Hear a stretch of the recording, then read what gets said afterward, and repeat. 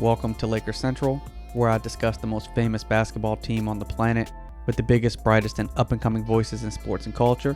Before you forget, go to LakersCentral.com, scroll down to the bottom of the page, and sign up for our newsletter. Subscribers are eligible for special content and giveaways. I just gave away a couple copies of the Mama Forever 2K21 and a Lakers Dad hat, so make sure you do that.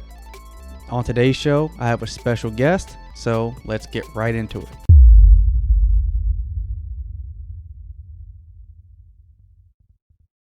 Today I'm joined by ESPN's Jorge Sedano. Hey George, welcome back to the show. How are you? Hey man, I'm great. Safe, healthy, and managing. Hopefully like everyone else, including yourself. Same thing on this side. I think that's what we're all trying. It's interesting, man, because the NBA is resuming its season in a few weeks, and it's under circumstances we've never seen before. Where do you stand on the bubble, and do you think it's a good idea, or should the NBA maybe have just moved to shut the season down? Listen, I understand the reasons that they've decided to come back, right? Like, look, there's clearly a real economic situation at hand here, and I don't think anyone would deny that. And it's not just an economic situation for the league, but for the players, the owners, everyone involved, right? So I guess the question was, how can we do this and make it as safe as humanly possible? Well, I feel like they've done their best to try to accomplish that. Now, I understand that people are worried, particularly about the surrounding area of Walt Disney World, as they should. Florida feels like it's on fire, right now, the way that the coronavirus is speaking. But if you read the 113-page report, if you listen to Adam Silver talk about this repeatedly for months, it feels like, where, they've been very measured, right? They've been very diligent in the way they've gone about this. They've even openly talked about, well, if we need to tighten restrictions, we'll do that too. And by the way, a few months ago when things looked a little differently, they even said, and if we can loosen them, we'll consider that too. So they've been really fluid about a lot of this stuff, and they're not tied down to anything. They are doing what anyone should be doing, which is listening to the health experts. And they got the sign off not only from the CDC, but from Dr. Fauci himself, okay, as the safest return to play that's out there at the moment. And again, it's not foolproof. We know that. But I think that there's just a lot of things at stake here when it comes to the sport and the people that are employed by the league, the people who play, which obviously includes players, coaches, media, et cetera, right? Like there's a lot at stake here financially. And if you can do it in this particular fashion, where you give yourself at least a fighting chance, then I think that you owe it to yourself and the business model to try to make that happen without collapsing your own internal economy. And I know that sounds super selfish for some people, but it's also the conundrum we all face, right? The morality versus the economy. And I think that they're trying their very best to figure out both. And I think that the reality is we all kind of have to do that to some extent in our own lives. Now, I think that clearly some places have been better at it than others, right? Here in Los Angeles, we were doing great. We were the example in a lot of ways for a lot of places. And then things flared up. Now, there are a number of different reasons as to why you can point to that being the case. And, I'm no science expert, so I'm not going to sit here and try to guess, right? But for whatever reason, things have had to be scaled back. And I just think that across the country, you've seen certain instances where people are headed in the right direction, including people and states that were way worse off than anywhere else, like the Northeast, specifically New York, Connecticut, Massachusetts, right? New Jersey, those areas have done a fantastic job of getting everything back to manageable levels while also slowly but surely opening things, kind of like where we were just a couple of weeks ago here in LA. Again, it doesn't mean that things can't spike again, but it's just about managing. And that's what we're all trying to do here. And I don't mean to go philosophical on you, but it's the reality of it. Like, it's why I said that to you. I'm healthy, I'm safe, and I'm managing, hopefully like everyone else, because managing is a big part of this. So to answer your question, I think that they had to do it. I understand why they had to do it. And I can totally respect anyone who doesn't want to be a part of it. Like, there was never going to be any issues with me if you didn't want to be part of this thing. Whether you're a player, a coach, an executive, a member of the media, whoever. Like, I get it. It's not for everyone. That's for sure. But I do understand the larger picture ramifications if this thing didn't happen. And it wasn't going to be pretty for anyone. Yeah, I agree. I agree with everything you said. I've said that I think that Orlando bubble will probably be one of the safest places in the United States. And I think that's hard for people to understand. It's not perfect. There's no certainties in how this is going to play out. But I think Adam Silver, to your point, has done as good a job as any commissioner in trying to figure these things out and listening to the health experts. What do you make of this second bubble in Chicago? I mean, what do you think? With those 8 teams that weren't invited to Orlando, do you feel the same way about that as you do Orlando?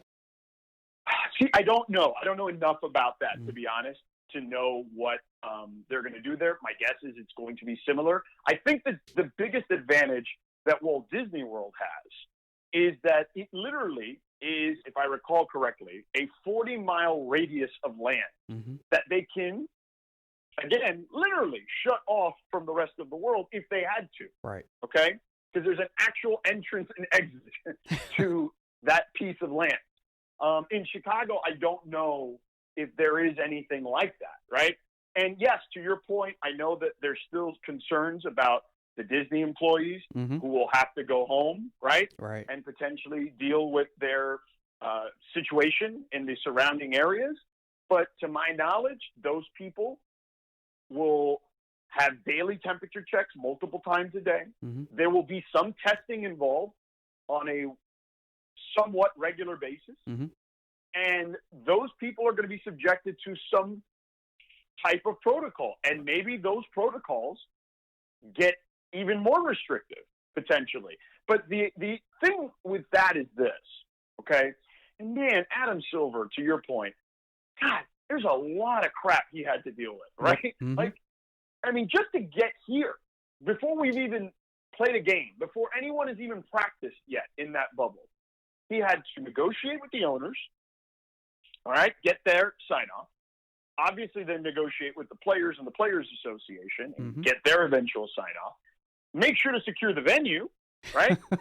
And then the venue, by the way, then also has to deal with their employees, and the NBA has to kind of deal with that too. And, Disney employees have a union. And, there's a lot of things that needed to be negotiated, and there were a lot of moving parts to this.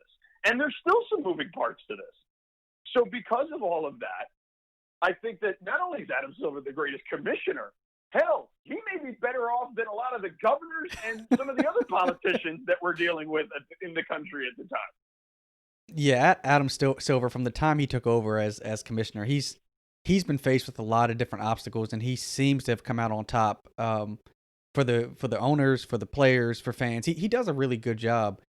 Do you think that the players, coaches, and other personnel who will live at Disney World for the next few months, do you think that they're prepared for what could be an extremely stressful situation, being isolated, and for the players being expected to be NBA players in front of their entire world? Yeah, look, there is going to be a different level of stress and perhaps even anguish, hopefully not, right, than what you would normally deal with for all the reasons you outlined, right? The players will have the benefit of only having to quarantine, I believe, for 48 hours upon arrival, which anyone else who is in that bubble environment or the campus environment will have to quarantine for 7 days. So that is challenging. Like, we're talking about the players, and of course we should be focusing on the players because they're what make the business go. But let's not forget the other people that are going to be there, Right. that aren't necessarily involved with the teams directly. There's plenty of people who work for the league. There are medical teams there that also have to be part of this, security detail that have to be a part of this beyond what the teams bring. Clearly media, there's going to be a small footprint of media. All those people will have to quarantine for 7 days in their room, not leave, stay in there. Like, yeah, that's gonna be tough. Now, it's not to say you can't get through it, but yeah, there are going to be a whole new set of challenges there for people, and hopefully, once you get through that part, that is the toughest part, right? Like, hopefully, there is no rash or breakout or what we've seen in the MLS, for example, right, where we've seen teams have to literally walk away and say, no, we can't do the MLS's back cup tournament or whatever. But again, to point out the differences between Adam Silver and Commissioner Garber with the MLS. And again, I'm not trying to knock Commissioner Garber, because you can only negotiate what's on the table and what your Players Association is willing to negotiate as well. The MLS arrived basically a week before they were supposed to get ready for practices and games, for lack of a better term there, right? Like, I don't know the exact schedule, but I know that they basically arrived early last week, and they're supposed to start games today, I believe, right? So that's not enough time. Whereas Adam Silver, and give Chris Paul a lot of credit, give Michelle Roberts a lot of credit, give LeBron, Andre Iguodala, right? Garrett Temple, all these people who are involved with the Players Association. Give them a lot of credit for understanding, hey, we need at least several weeks before games start in Orlando, not only to give guys kind of a truncated training camp and get their bodies right, but also to mitigate the possibilities of guys potentially missing games if they are positive when they arrive in Orlando.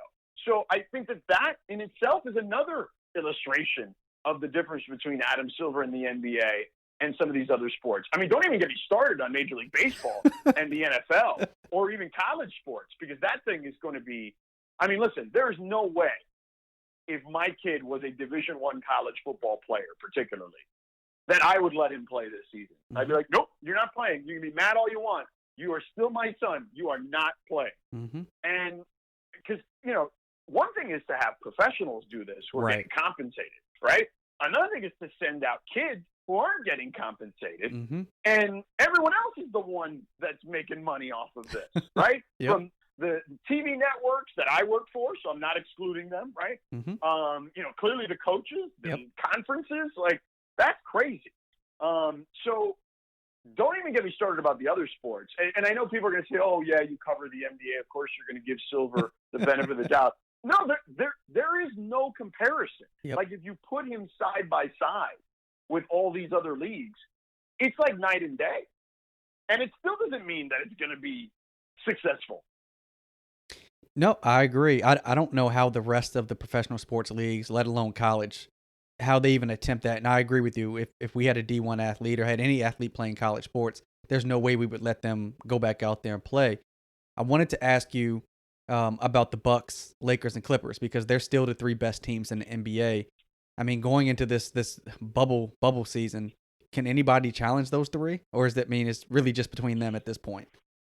I mean, look, we can go down this road. So I think the Lakers and Clippers are clearly the best teams in the West.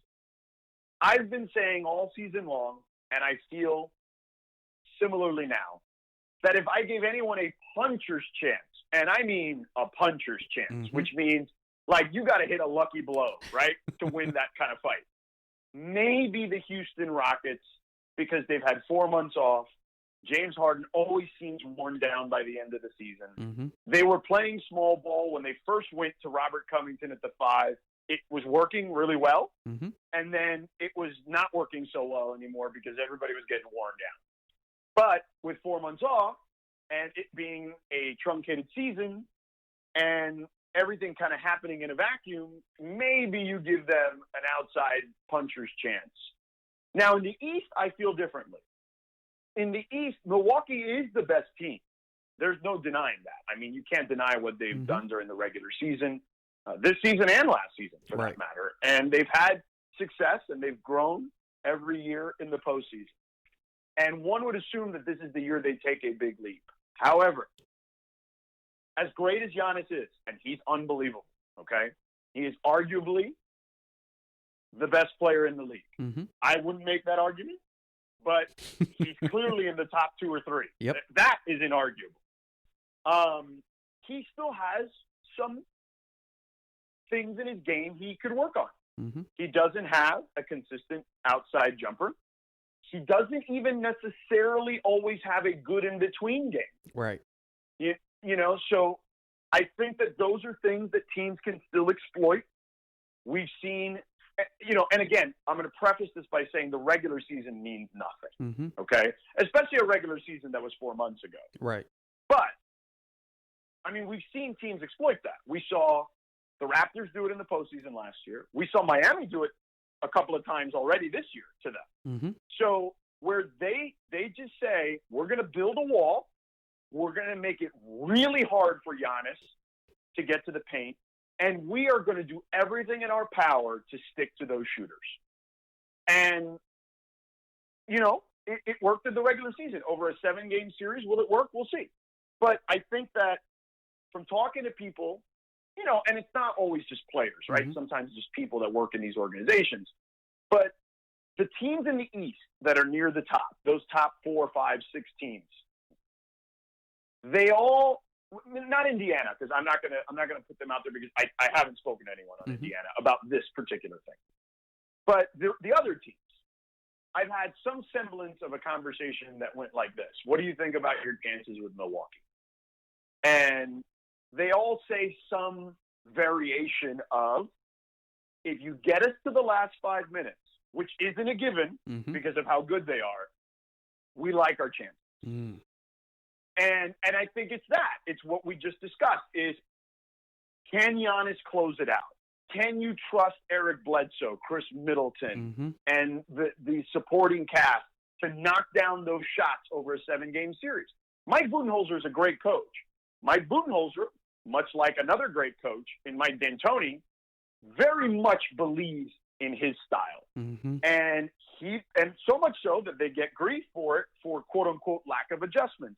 Now, I think that stuff can be overstated sometimes, but they believe that the math will work in their favor based on the success they've had in the regular season and, to an extent, in the postseason. I mean, look, Mike D'Antoni's been as close as you can get to getting to an NBA Finals, right?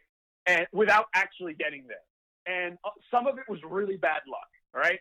Whether it was, you know, Steve Nash getting bumped by Robert Horry in a playoff series and it set off, you know, alarms and guys fighting and guys suspended, or Chris Paul's hamstring, right? And Budenholzer too, right? Like, Budenholzer was very close.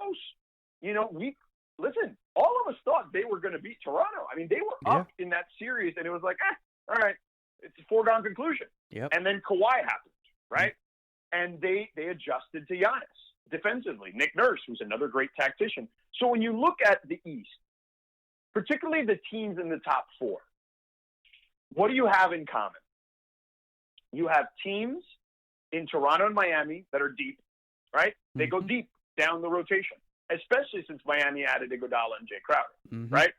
So those teams have multiple guys they can throw at Giannis. Boston, not as deep, but they've got, I think, potentially the best young star who is ascending of all those guys on those rosters in Jason Tatum, right? I mean, we saw what he did to the Lakers on that Sunday afternoon game. Like, he was incredible in that game.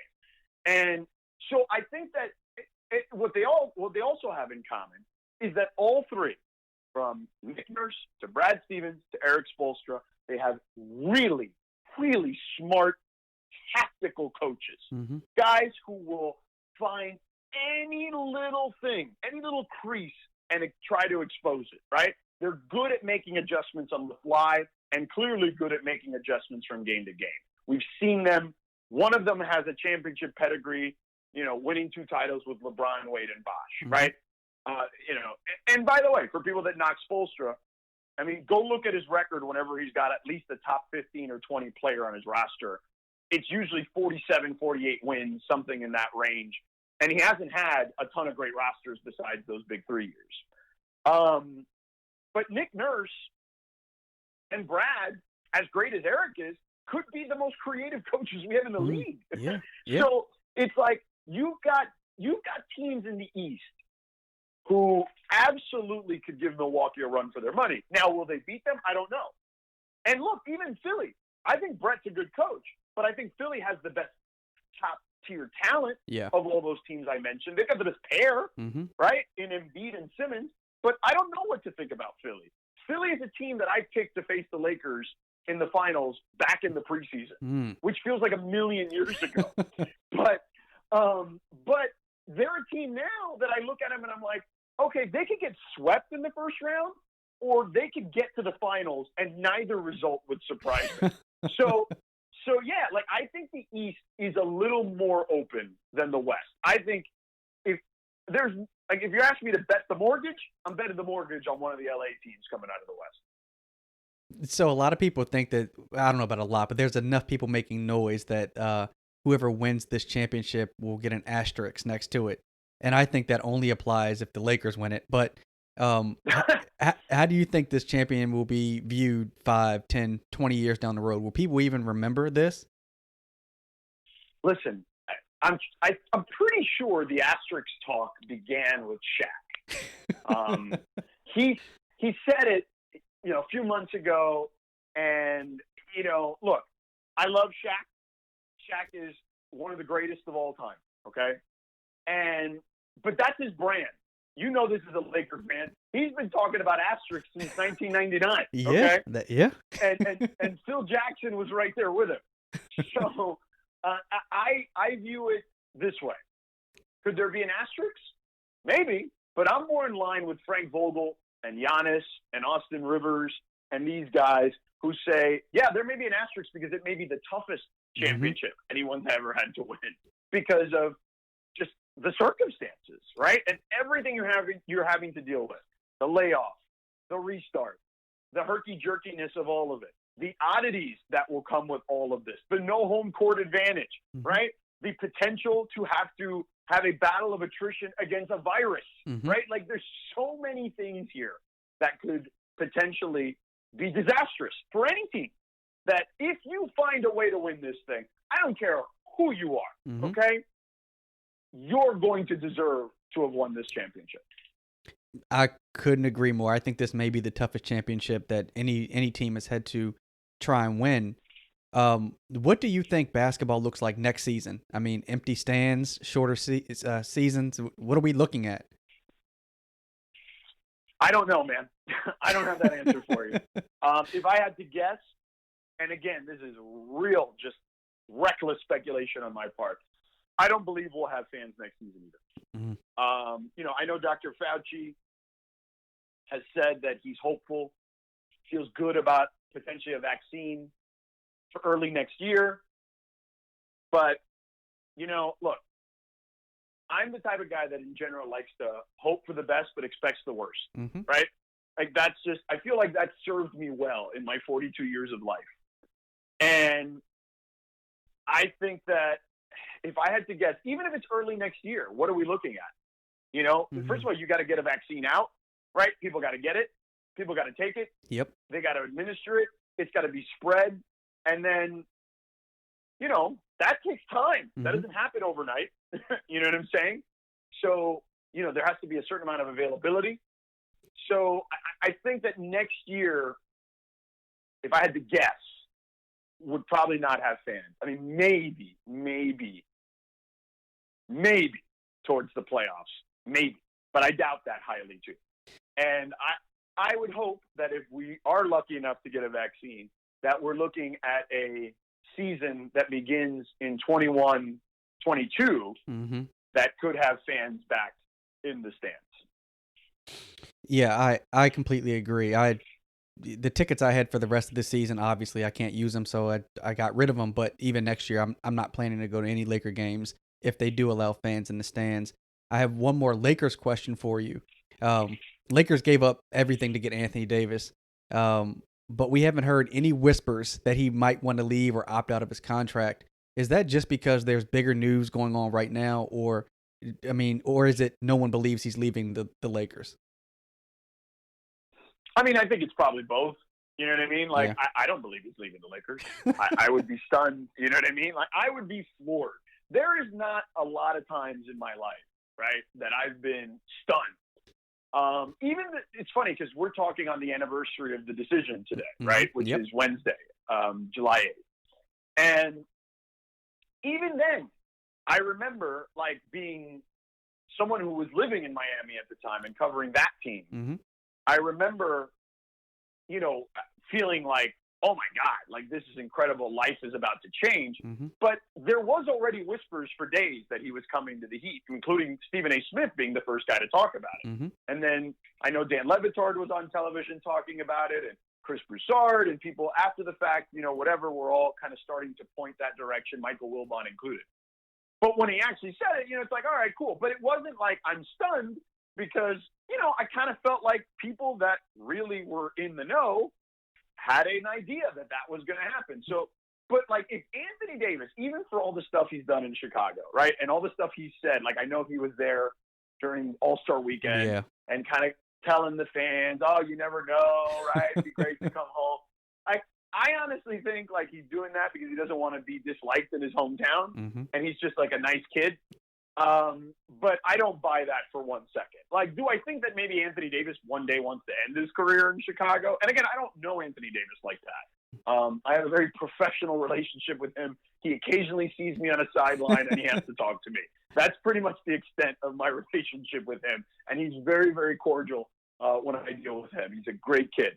But yeah, I mean, maybe, he ends his career there or maybe wants to play there someday.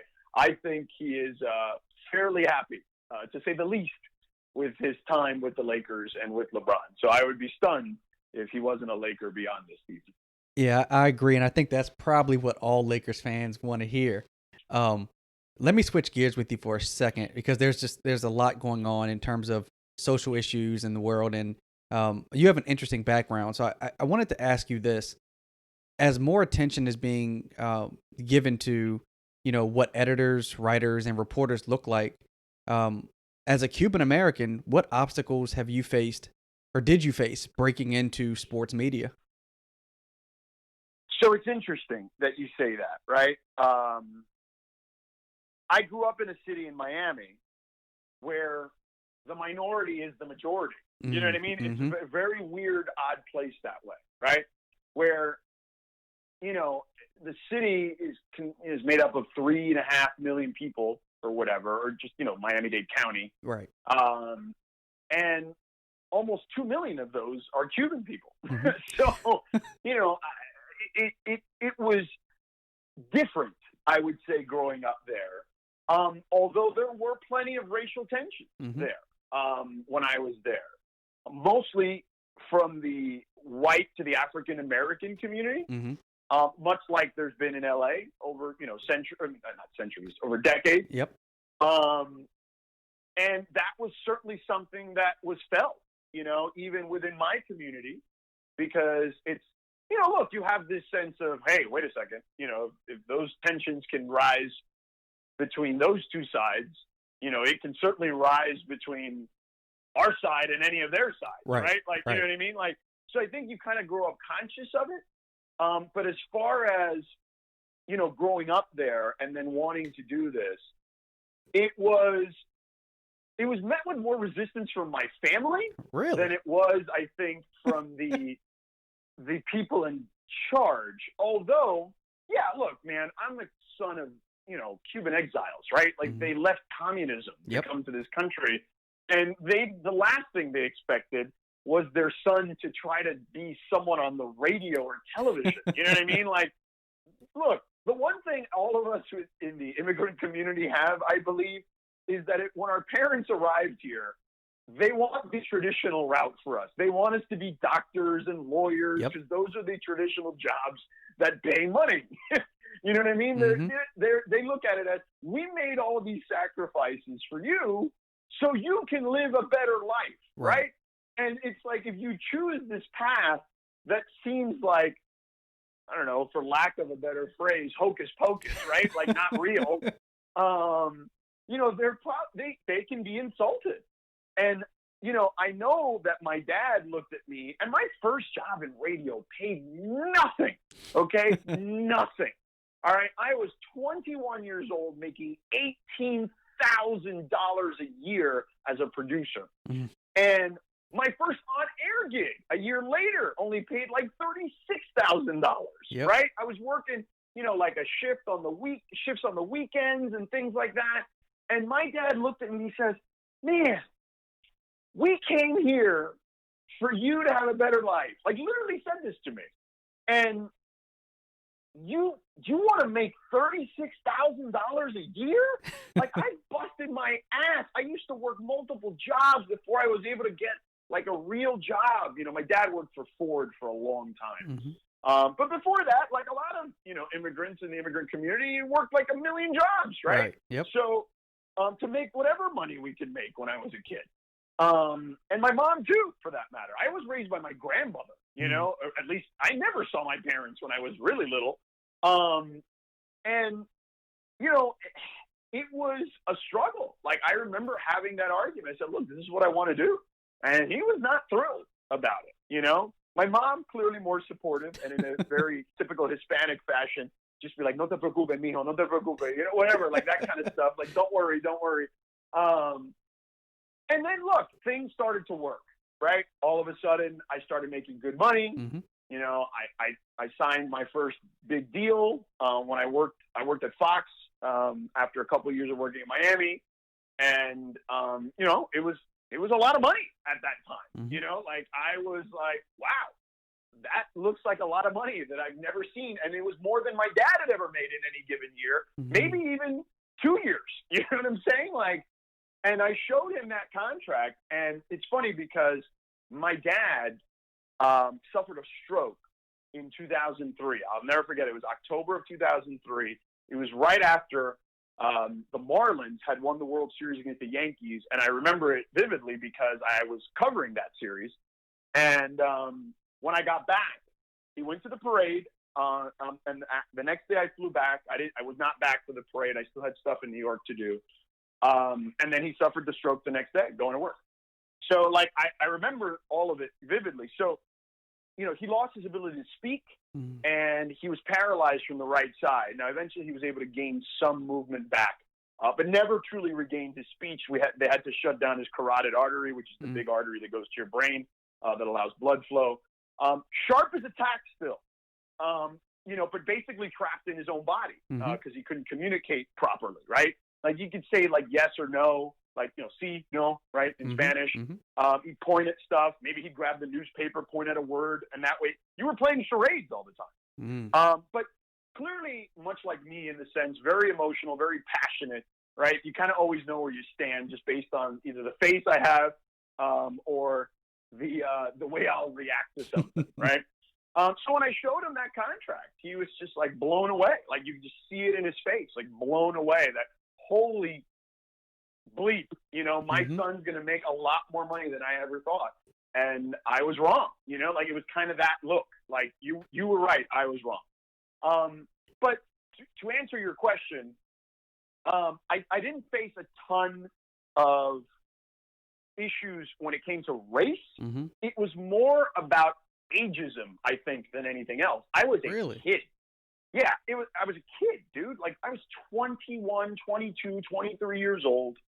My first gig on the air, I was 22 or 23 when I was doing a daily show for the first time. And, you know, I was a snot-nosed punk. Like, I was saying all sorts of outlandish crap, mostly about, not really so much about players and stuff, but I would go at coaches hard. And I would go at other talk show hosts on the competing stations really hard because those old guys were, like, dismissive of me. And I was I was the guy who was busting my ass. I was doing the talk show every day. I was going to every game, every practice I could. I was working it. Okay. Because if I was going to do this, I was going to be immersed, because I felt like if I'm going to succeed at this thing, I need to be better than them in every way, shape, or form. And that means I need to be more informed with them than them, not just on the actual games, but about the information that you can gather from players and coaches, et cetera, et cetera, et cetera. Well, needless to say, the station I worked at was a mom and pop station and went under. And then I found myself in a real big pickle, because I sat there and trashed the Heritage station and all their hosts forever, and there was no other game in town for a while. So they wouldn't hire me. They literally blackballed me.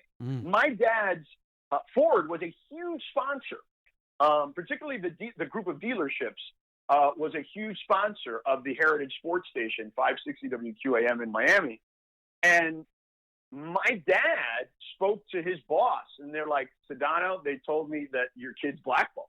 Wow. Like, it sucks. There's nothing I can do about it. And I was like, okay, fine.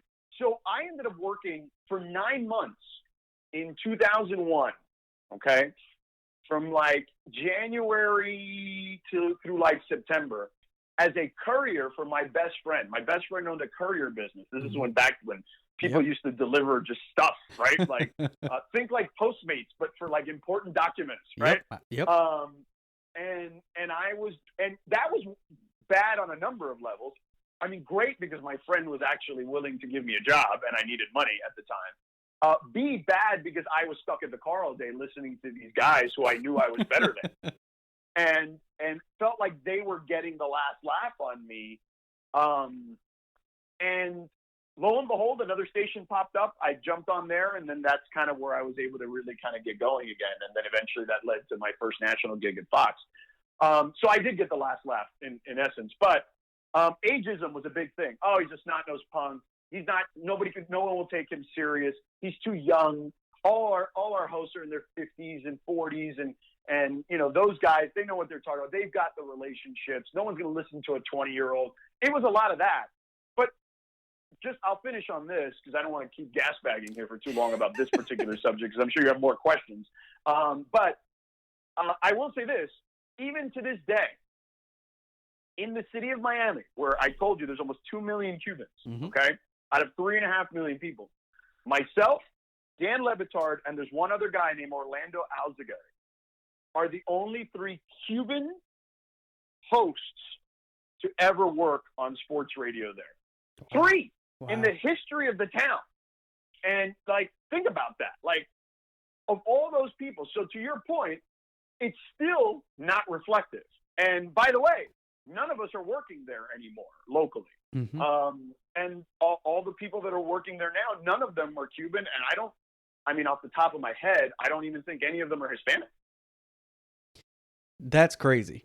And so I'm going to jump to this question I had written down, because I think to what you just said speaks to one of these questions I have.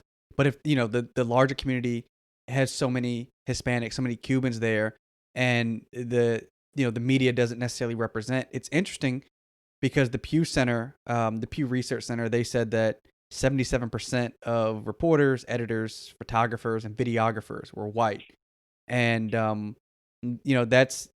those jobs are more white than the larger U.S. workforce, according to Pew. Now, the majority of pro athletes are black, right? And so do you think it's difficult for media members to, produce stories and tell the stories around these athletes if they don't look like them, don't come from what they come from, don't face what they face? I mean, do you think that's difficult? I do and I don't. And here's what I mean by that. I do think it's difficult because it's more challenging. I think it's only natural, right, that we gravitate to people who are like us, who have similar experiences to us. That's not racist. I know some people may be listening and be like, that's racist. No, it's not. It's race playing a factor, which happens in our everyday life in a lot of different ways that are sometimes can be escalated to something that's nefarious, but more times than not, just stuff that's innocuous, right? So I think that it's that. But the reason I don't is because there's still a lot of really good reporters and columnists and writers and media personalities that get through that barrier, that can create and forge these relationships with these athletes that allows them to tell their stories, right? And you have to get to a certain level of comfort to allow that. Yeah. And look, over the years, there are a number of athletes that I have been very comfortable with over the years. And I always do my best to keep it professional. It doesn't mean that I'm hanging out with them, having drinks and dinner, although there have been a few of those. Mm-hmm. But for the most part, it's, hey, we're cool. You know I'm cool. You're cool. We're cool, right?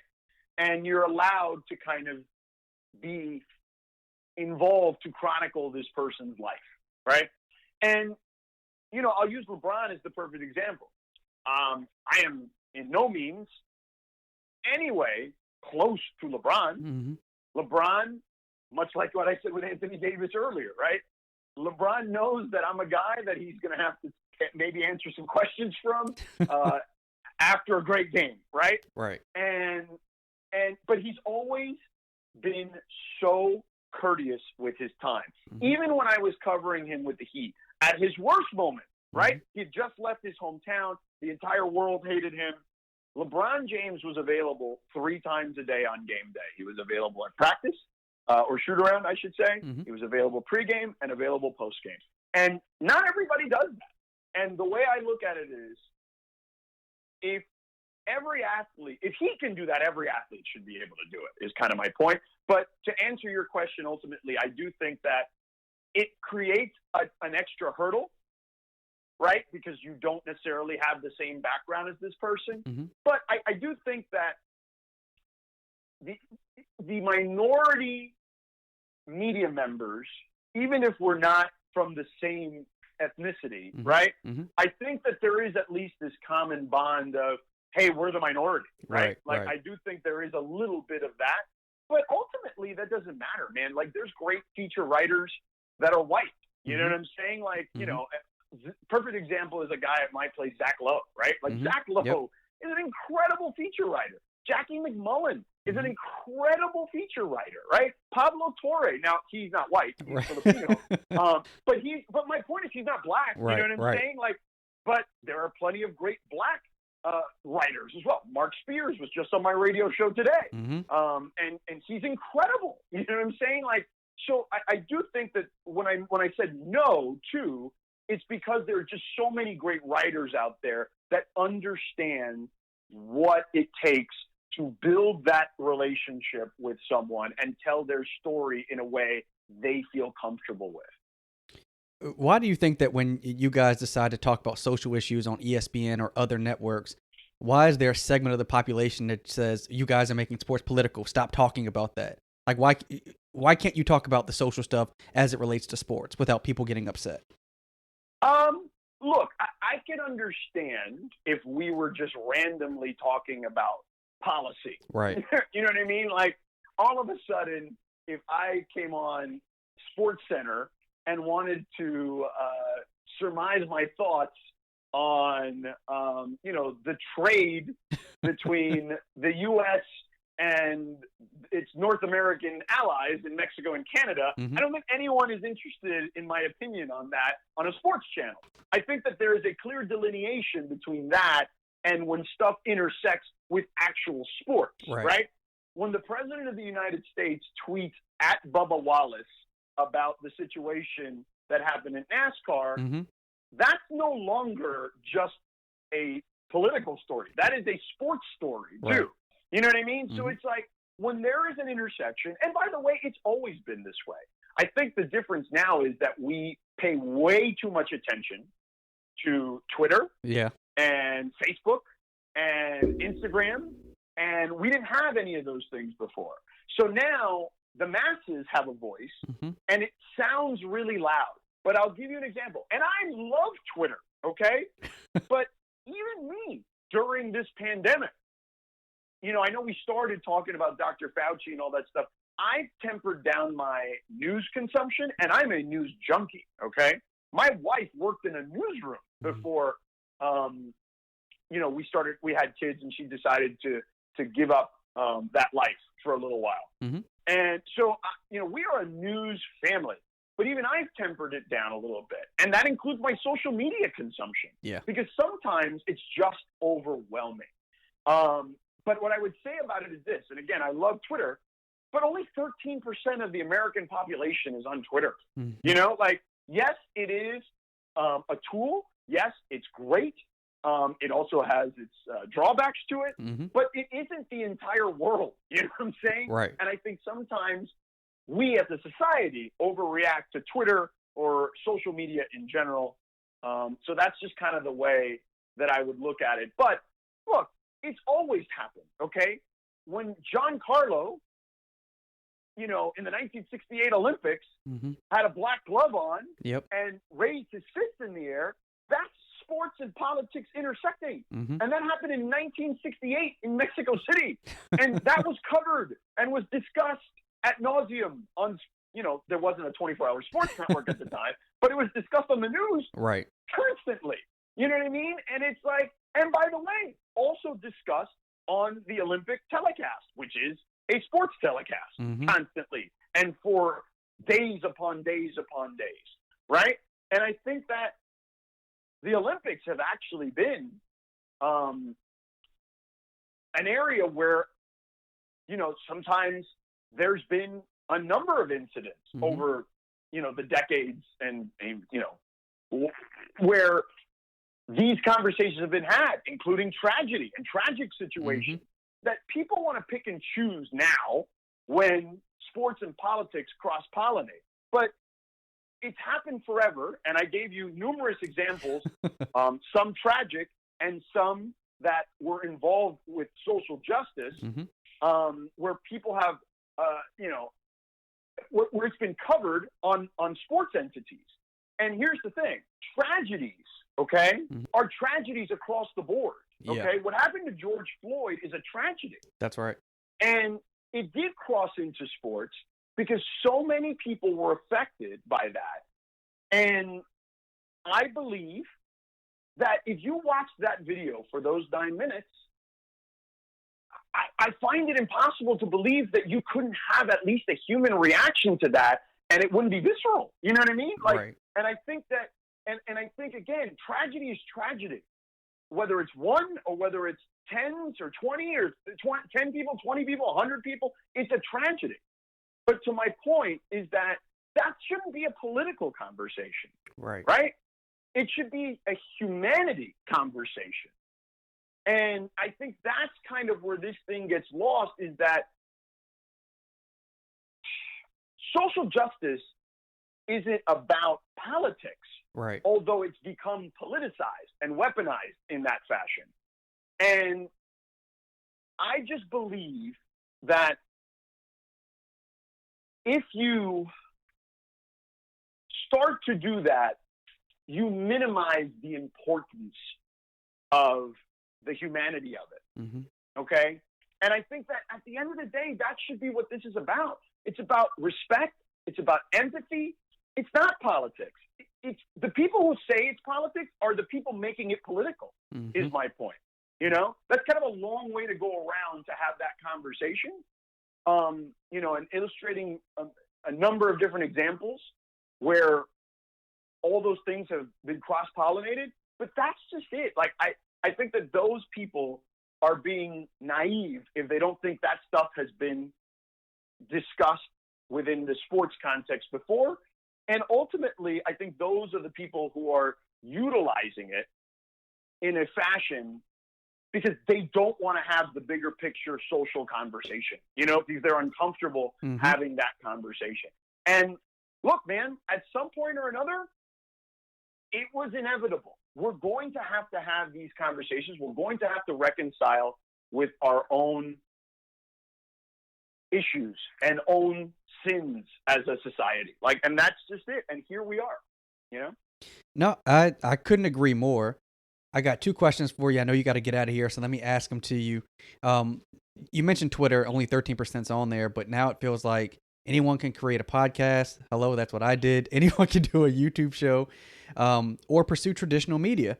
Is it easier to break into media now than when you first started? I think so. It's weird. I've had these answers for you because I think it is and it isn't, right? I think it is because you can get way more practice at it. I didn't have this ability to try to do podcasts and work on the craft, right? But I think it's also harder in this sense because there's a lot of podcasts, right? There's a lot of different people doing a lot of different things in the media space, right? And I use that in air quotes because the space is constantly growing. And I don't even know what defines it, what limits it anymore. You know what I mean? Like there's a lot of different avenues. So yeah, I guess that would be the way I would describe it. Like, I think that you can get a leg up in the sense that you get reps, and if you get enough reps and you're good at something, you're only going to get better. Right. But I do think that it can be more challenging because the space is more cluttered. Final question, man. What advice would you give any minorities that are looking to build careers in sports media? Well, I would say that is despite what I just said about the clutterness, I don't even know if that's a word, but the amount of clutter there is in the space, I do think that you still can hone your craft in a way that I couldn't. Yeah. You know what I'm saying? And you can be better than me or Stephen A. Smith, or not that I'm comparing myself to him, but you get my point. Right. Is that you can be better than the people who are out there now. You can be, and because you've got the ability to hone your skills and your craft in a way that we didn't at that particular time. The only avenue for us was traditional media. And the non-traditional media has created avenues that we didn't possess, and you should absolutely be taking advantage of those things. Well said, man. Well, George, thanks for spending some time with me, talking about the media as well as broader topics, man, and the Lakers. I really appreciate it, and then you enjoy the rest of your day. You too, my man. Thank you so much for having me. Stay healthy, stay safe. Shout out to Jorge Sedano for joining Laker Central. Guys, make sure you subscribe to the podcast. Also, go on over to LakerCentral.com. Scroll to the bottom of the page and subscribe to the newsletter. A lot of dope giveaways, so make sure you guys do that. We'll close out on that note. Number 17 is on the way.